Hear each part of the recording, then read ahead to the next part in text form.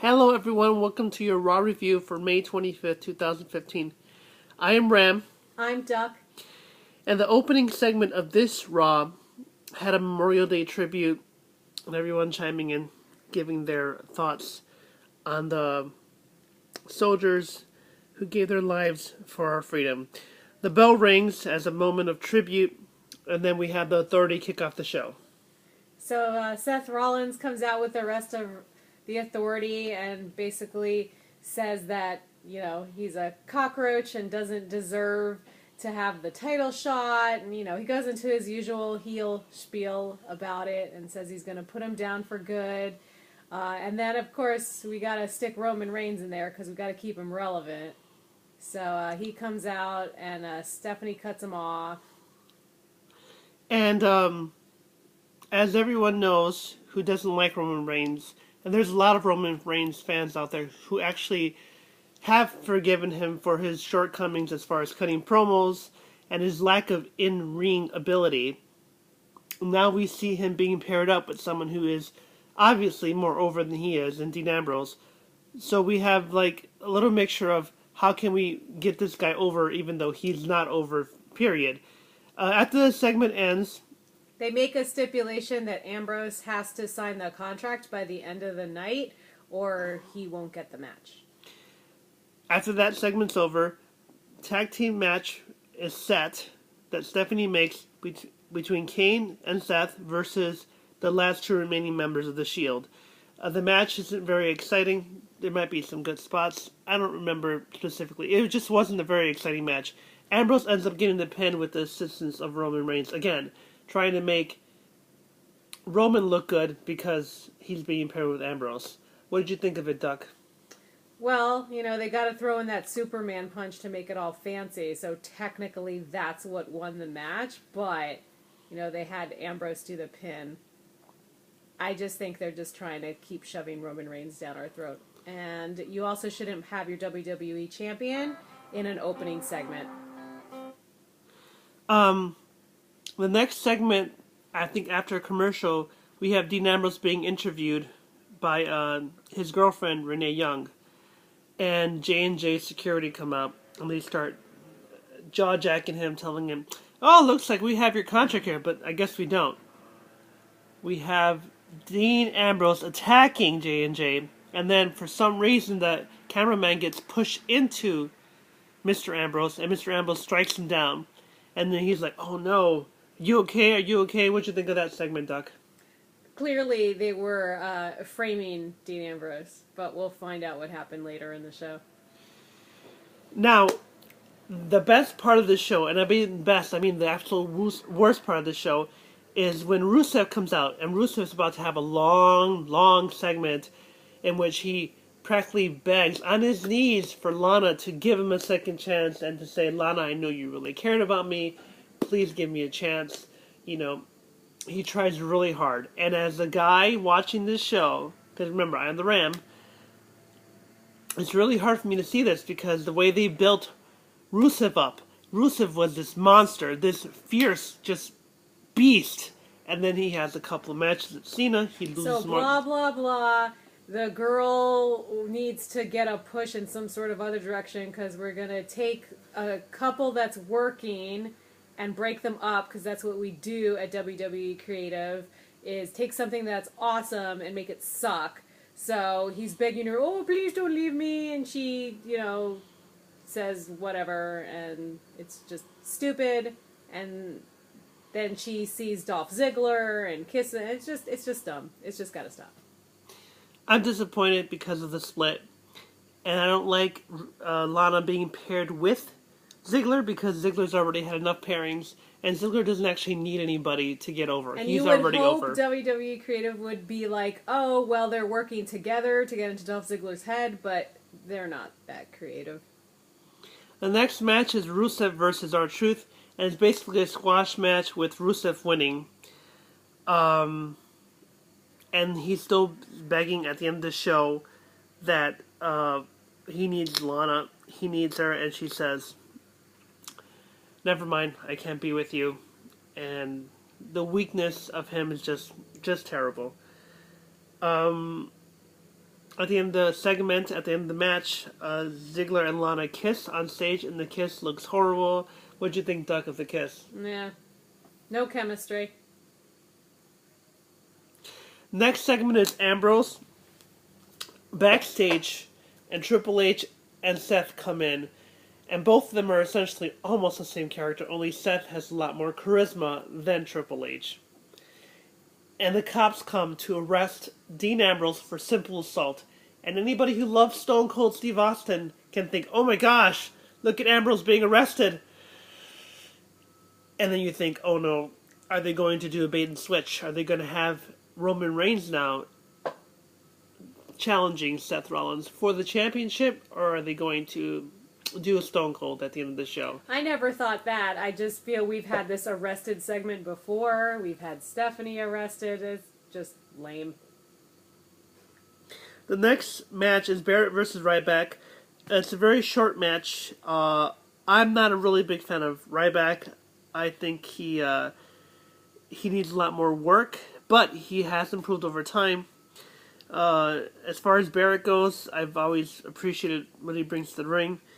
I unfortunately didn't like this match. It was too short. Ryback wins with Shell Shock. It's a short match. It wasn't too exciting. What'd you think, Duck? Boring. Moving on. So the next segment was Stephanie and Triple H bragging how Dean Ambrose got arrested and that Seth Rollins might not have a match today. And then they bring out the Entourage cast, which is stupid because they've got Stephen Amell sitting in the audience. And then they do some sort of segment. I didn't even listen to what they said. And then Stardust comes out. The next match is Stardust and Neville.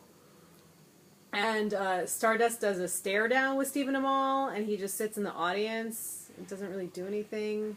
And this guy's been begging to be on Monday Night Raw for months, and he will wrestle and kick some ass, and they're just not capitalizing on that. Very weird. Very disappointing. The match following the Stardust, Stephen Amell, who is a fine actor, who is a very, very good actor, who will be very good in Teenage Mutant Ninja Turtles too. Period. The match between Stardust and Neville was serviceable. It was too short, but it was still serviceable, and we have Neville winning with the red arrow, but after the match, Bo Dallas comes out and talks some smack to him, attacks him in his knee, and that match is set for Elimination Chamber on Sunday. The next segment we have backstage with Entourage walking backstage, the cast of Entourage walking backstage, and then the Divas give Divas a chance, which doesn't mean anything. It just means give Divas a backstage segment, unless you're Brie Bella, unless you're sleeping with John Cena, and there you go. Zack Ryder comes out. He's being paired with the Entourage cast so we can get some sort of inclusion of him into the Raw itself. And the reason being is because Nassau Coliseum is getting closed down to get demolished and become a new thing, and Zack Ryder's from Long Island, so it was just a way to put him in there, which was great, but he lost, of course. Next match we have Ziggler versus Sheamus. Ziggler loses via distraction by Rusev. Sheamus hits him with a Brogue Kick. And again, the Sheamus push continues. I don't know why the Sheamus push continues. He's already had plenty of high-profile matches. He's had plenty of championships. I don't understand. Yeah, what do you think of Sheamus? I don't care about Sheamus. So at the end, Rusev puts Dolph Ziggler in the accolade and keeps screaming, kiss him now to Lana. And it's just, I'm already over it. And it hasn't even begun, this feud. I just don't care. The bitter divorce between Lana and Rusev is going to be much more painful than this. If you are not a Rusev fan, and if you are not a Ziggler fan, you're just going to have to just deal with it. And it's just... It's like a split should happen quickly enough, period. It doesn't have to drag out for months and months. Right, but what are they going to do separate? They're a team. I don't get it. She can't wrestle. She's a manager. It doesn't make any sense. It's stupid. I don't think they have anything else to do with it. So then we go to one stupid thing to another stupid thing, which is John Cena. So he comes out and cuts his promo. And John Cena says, I'm John Cena, and I'm the best, and for 10 years or 11 years or how many years I've been in this wrestling industry. And keep in mind, I am not a John Cena fan. I do not hate John Cena. I dislike him. So this is not a blind hatred for John Cena. This is not knocking him as a character. I think his character is okay for people who like his character. I personally don't. John Cena basically says he owns the locker room. He owns the championship, the U.S. title, and nobody has ever challenged him enough to dethrone him. Period. So basically, we're supposed to forget that he's never lost a championship. He's never had an injury where he's been off screen. So anyway, he goes on his open challenge, and then yay, Zack Ryder, hometown boy, woo! And of course, Zack Ryder doesn't win, boo. After the match is over, he raises Zack Ryder's hands as a show of yay sportsmanship.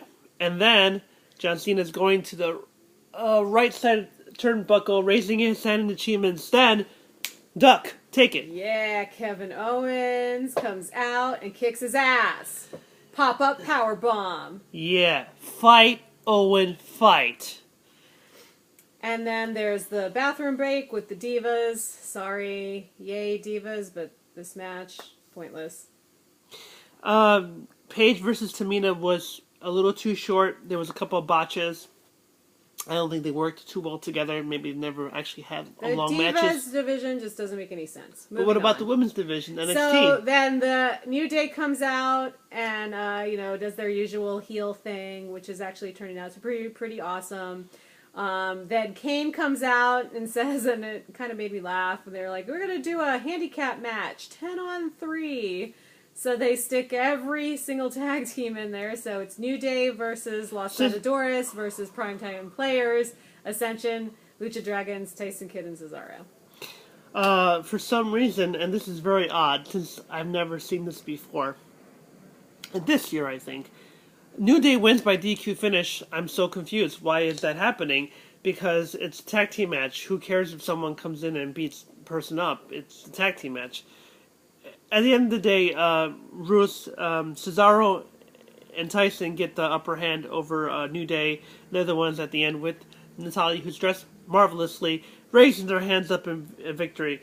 Then we come back to the absolute last segment of the show, where Michael Cole reiterates again, oh my gosh, we got this exclusive footage on YouTube, shot by a WWE employee, of what really happened when Ambrose attacked the cameraman accidentally. So then you see Seth come to the back of the cameraman and basically push him into Dean, and then Dean's obvious reaction would be to hit him because he thought he was being attacked. It was actually pretty comical, because I actually like Seth and Dean, so that was awesome. And don't forget Michael Cole saying, look, watch closely. Oh yeah, watch closely, as you can see Seth blatantly in the screen. It's not like he subtly did it, but I think that was part of the comedy.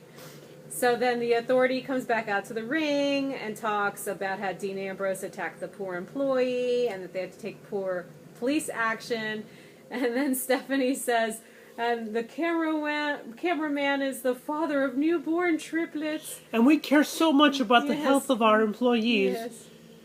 Which we know probably isn't true, since they rush people back from surgery quickly. CM Punk and Daniel Bryan. So they reiterate the stipulation that he won't have his match unless he signs the contract. And then, of course, we got to stick Roman Reigns in the mix. So here comes Roman Reigns. The Samoan guy, who is the cousin of The Rock by marriage, not by blood, comes out. He attacks the Authority for a little bit. And you're thinking to yourself, oh no, if Ambrose doesn't show up anytime soon, they're going to give the match to Roman Reigns, and then Roman Reigns will get yet another undeserving title opportunity. But then the police sirens go off, and Ambrose comes back in the police paddy wagon that he was taken out in. He's got his police jacket on. And nightsticks. And a nightstick, yeah. So then they come in, and they all beat up Seth in the middle. It was kind of cool, throwback to S.H.I.E.L.D., but you had all three of them in the ring. I get it. I still don't like Roman Reigns, though. And then Ambrose takes everyone down, goes after Rollins. They clothesline Kane. Then Rollins takes the nightstick, but then Reigns stops him with the nightstick, and then Ambrose throws him to Reigns, who then hits him, and Ambrose hits him. Superman punch, gotta throw that in there. Yeah, and this is a way to, again, anyone who doesn't like Roman If you see him being paired up with someone who's over, we're going to try to make him over, make you like him. You have to like him now because he's friends with Ambrose. Reigns gives him the little contract sheet. Ambrose signs it. The match is set. We didn't get the bait and switch, which is good. Ambrose gets his title match, which I'm sure he'll lose, but they have to protect his loss somehow. I think down the road it would be really good if they make Roman Reigns into a heel, have him turn against Ambrose. That to me would be great. What do you think should happen at the pay-per-view? Ideally, I'd want Ambrose to win, but we know Seth is going to keep the title till Brock comes back. So, it's already done. Thanks so much for watching, everybody. Ram is out. Duck is out. Have a good one.